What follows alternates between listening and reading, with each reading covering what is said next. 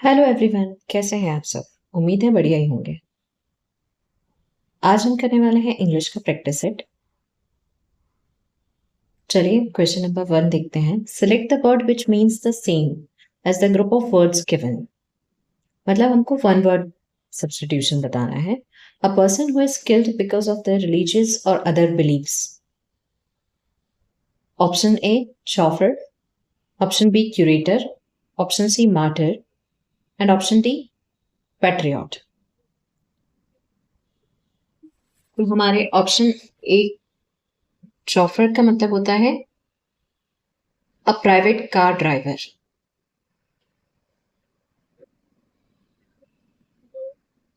अगर कोई private car driver है तो उसे हम कहते हैं शॉफर। क्यूरेटर किसे कहते हैं? अ म्यूजियम कीपर को। मार्टियर मतलब होता है किल्ड फॉर बिलीफ। और पैट्रियट का मतलब होता है a person loves their country.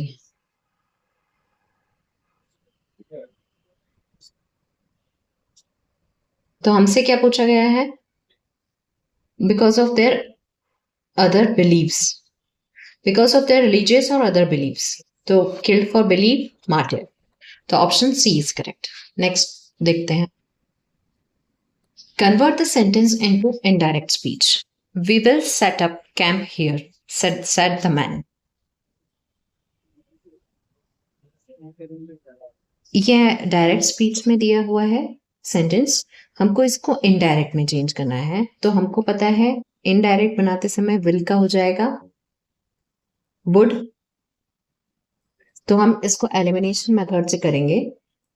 जैसे ऑप्शन ए में वुड है, ऑप्शन बी में विल नहीं हो सकता, ऑप्शन सी में विल नहीं हो सकता, डी में भी वुड है। अब यहां पर हियर है, उसका क्या हो जाएगा? देयर। तो यहां पर देयर है, यहां पर हियर, ये भी नहीं हो सकता। तो option A is correct.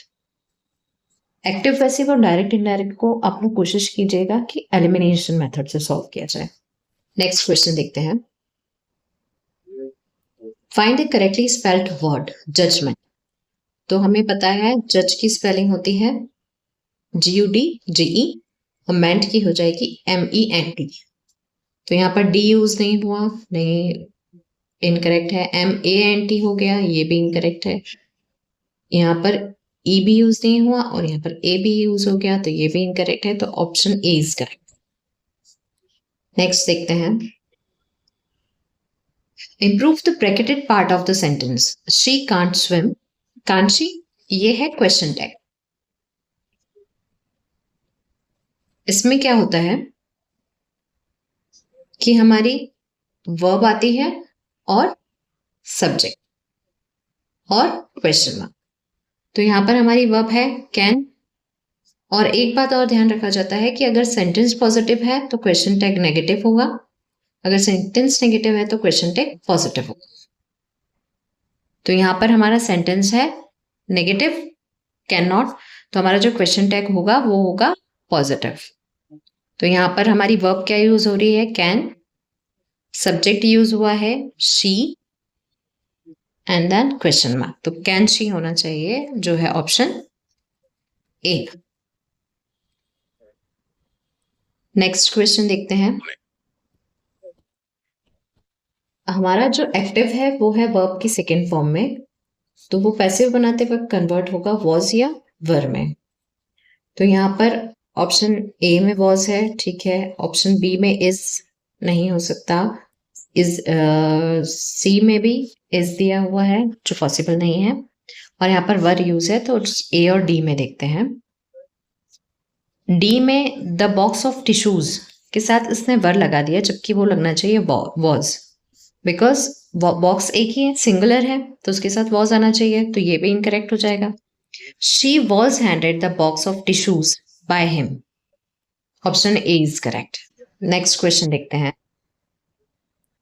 Which is the correct combination of the given two sentences. मतलब हमको एक ऐसा वर्ड ऐड करना है जो ये जो दो सेंटेंस दिए हुए हैं इनको कनेक्ट कर सके। The captain was confident of success, the team members were not sure. ये दोनों एक दूसरे के विरोध लग रहे हैं, विरोधाभासी लग रहे हैं, कॉन्ट्रास्ट जिसको हम कहते हैं। तो ये कनेक्ट होंगे बट, येट या फिर हाउएवर से। तो देखते हैं, the captain was confident of success but the team members were not sure. The captain, option B है, the captain was confident of success so the team नहीं होगा। Although the captain was confident of success because the team members भी नहीं हो सकता।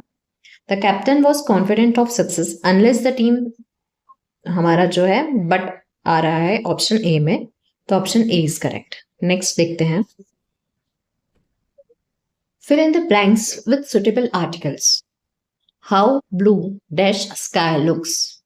What dash beautiful day this is. तो यहाँ पर celestial body की बात हो रही है, sky, तो यहाँ पर यूज होगा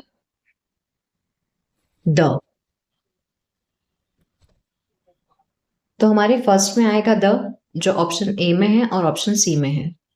बी और डी में ए है, सो हमारा वो गलत हो जाएंगे और हमारे ऑप्शंस होंगे ए और सी में से कुछ। तो नेक्स्ट देखते हैं, what dash beautiful day this is. जब व्हाट से शुरू हो रहा है सेंटेंस और एक्सक्लेमेटरी है, एक्सक्लेमेटरी सेंटेंस है और सिंगुलर काउंटेबल नाउन की बात हो रही है, तो यहाँ पर ए यूज होगा। ए या एन, बट यहाँ पर एन तो यूज नहीं होगा क्योंकि बी ब्यूटीफुल है, तो यहाँ पर ए यूज होगा। यहाँ पर ए है, यहाँ पर द है, तो हमारा ऑप्शन ए करेक्ट होगा। नेक्स्ट क्वेश्चन देखिए, identify the part of the sentence that contains an error. He bought 2 dozens mangoes from the market. तो ये है हमारी नंबर, यूनिट और नाउन, ये स्ट्रक्चर होता है। तो नंबर जब हमारा 1 हो तो यहाँ पर सिंगुलर नाउन यूज होगा, और जब नंबर हमारा मोर देन 1 हो तो जो नाउन है हमारा प्लूरल यूज होगा। बट यूनिट दोनों ही केस में सिंगुलर होगी। तो यहाँ पर डजन्स नहीं हो सकता, डजन होना चाहिए था। तो हमारा सेकेंड पार्ट में एरर है जो है ऑप्शन बी। नेक्स्ट क्वेश्चन देखते हैं, fill in the blank. Pilots must abstain dash alcohol for 24 hours before flying. तो हमें एक बात याद रखनी होगी कि स्टॉप, रेजिस्ट, प्रोहिबिट और एब्सटेन के साथ हमेशा फ्रॉम यूज होता है। तो हमारा ऑप्शन सी करेक्ट है, क्योंकि abstain from alcohol for 24 hours. तो ये जो वर्ड्स हैं इनके साथ हमेशा फ्रॉम यूज किया जाता है, ये हमको याद रखना पड़ेगा। नेक्स्ट क्वेश्चन देखते हैं, find the antonym of the given word alacrity. Alacrity का मतलब क्या होता है? ईगरनेस,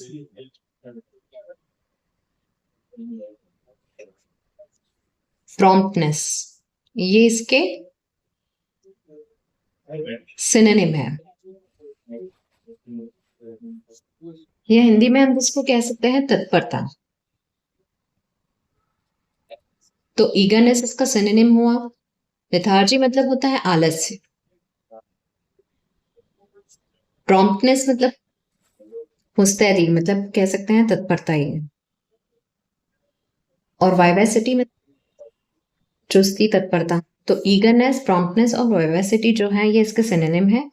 और लेथार्जी मतलब होता है आलस्य, जो इसका एंटोनिम है। हमसे पूछा गया है एंटोनिम, तो हमारा ऑप्शन बी करेक्ट होगा। इसी के साथ आज का हमारा प्रैक्टिस सेट खत्म हुआ।